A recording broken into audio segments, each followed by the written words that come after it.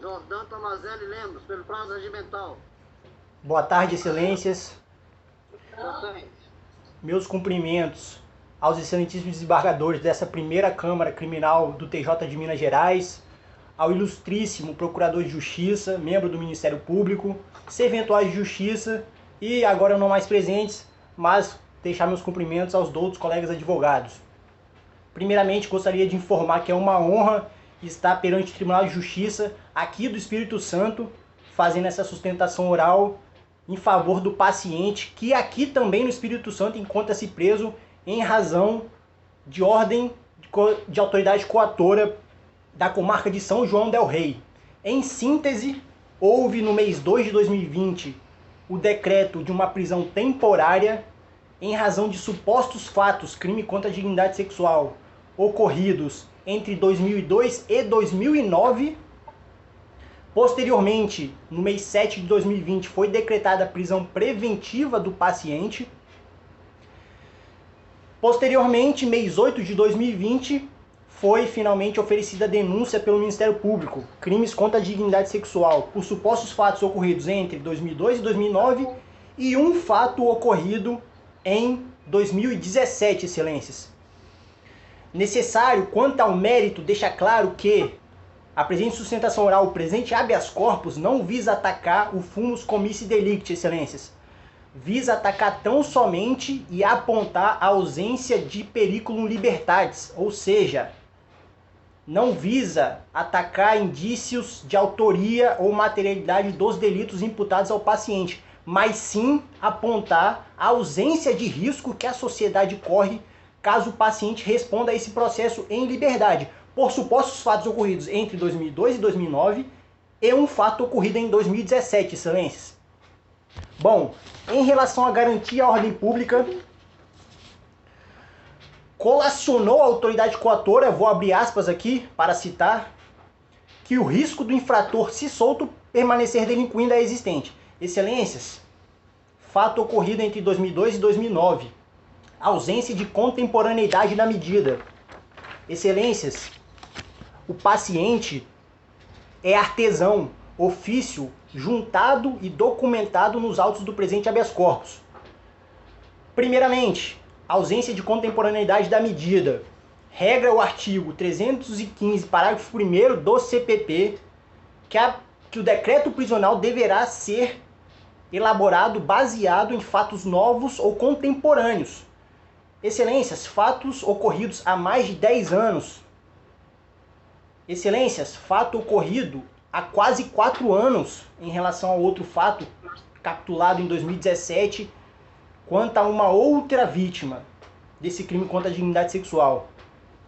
Excelências, não há contemporaneidade da medida. O paciente encontra-se no Espírito Santo. Até o cumprimento do mandado de prisão trabalhava licitamente como artesão e neste momento encontra-se custodiado em Xuri, no município de Vila Velha, estado do Espírito Santo. Excelências, o fato foi noticiado pelas supostas vítimas em meados de 2018. O decreto prisional veio em 2020. Isso significa que entre o noticiamento e o decreto prisional já se passaram muitos anos. Entre os supostos fatos e o cumprimento do mandado de prisão, passaram-se mais anos ainda, excelências. Significa manifestamente ausente a contemporaneidade da medida. Passando ao risco a aplicação da lei penal, que também foi utilizado pela autoridade coatora na comarca de São João del Rei, consta, entre aspas, o paciente evadiu-se do distrito da culpa, só sendo localizado no Espírito Santo, demonstrando forte propensão a fugir para não responder ao processo. Nas informações prestadas no presente HC, ainda colacionou, mudou de endereço e não comunicou às autoridades policiais. Excelências, como seria possível comunicar qualquer endereço nos autos do inquérito policial instaurado em seu desfavor se ele não tinha ciência desse inquérito? Excelências, ele só foi tomar ciência quando foi cumprido o mandado de prisão na cidade de Vila Velha, Espírito Santo. Processo tramitando em segredo de justiça, autorizada a prisão temporária pela autoridade coatora, posteriormente cumprido. Aí sim houve interrogatório e todos os atos decorrentes do paciente já preso. Seria impossível comunicar a residência e atualizar endereço se não tinha ciência desse processo. Tanto não fugiu para o Espírito Santo que aqui, na cidade de Canela Verde, que é Vila Velha, na cidade de Capixaba, possui vínculo há mais de 20 anos. Excelências, certidão de nascimento do filho do paciente juntado, filho este com mais de 20 anos, na cidade de Vila Velha, Espírito Santo. Ele está aqui há muito tempo, antes de 2018, antes de terem sido noticiadas pelas vítimas esses supostos fatos imputados ao paciente, já teria se mudado para o Espírito Santo. Como foragiu se chegou ao Espírito Santo antes da instauração de inquérito policial em seu desfavor? Excelências, ausente qualquer risco à aplicação da lei penal. Documentos comprovando ocupação em Vila Velha, Espírito Santo, além de comprovante de residência. Quanto ao terceiro e último requisito do 312 do CPP, conveniência da instrução criminal, abro aspas mais uma vez para citar a autoridade coatora. É preciso acautelar o paciente até como forma de proteção das vítimas e garantia da instrução criminal. Excelências, decisão manifestamente genérica, abstrata. Essa frase que eu acabei de citar poderia ser utilizada para fundamentar qualquer outro decreto prisional. Excelências, as vítimas merecem a proteção, por isso o paciente merece estar preso.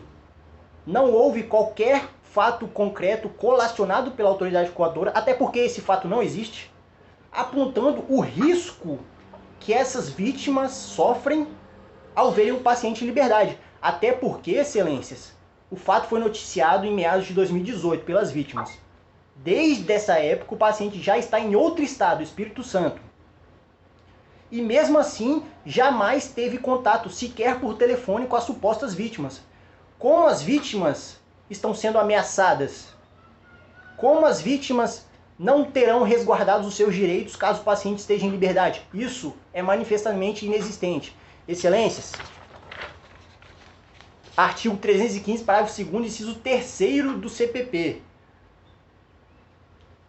Não considera-se fundamentada a decisão que valesse de fundamentação que poderia ser motivo para qualquer outra decisão. E foi o caso na decisão que decretou a prisão preventiva.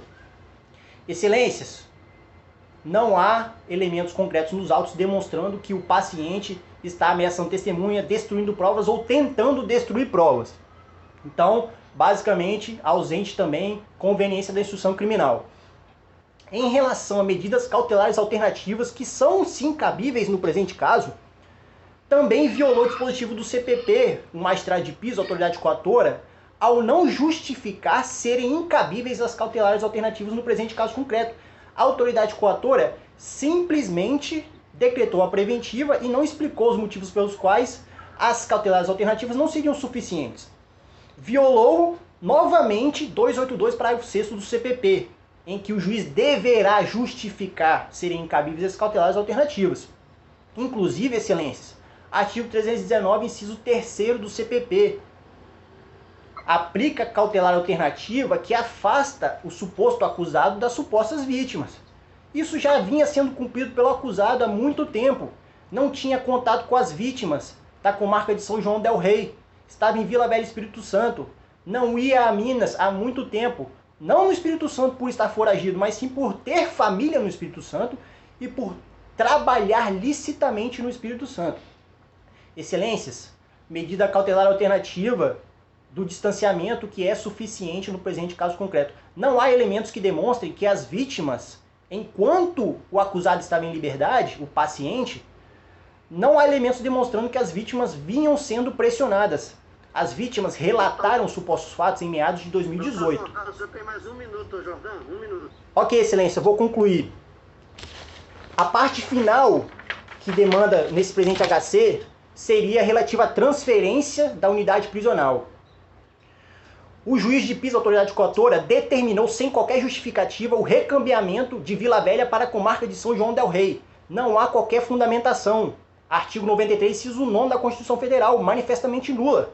Até porque artigos da Lei de Execução Penal prevêem a permanência do acusado perto de seus familiares e já está juntado no HC documentos demonstrando vínculo com familiares em Vila Velha, Espírito Santo.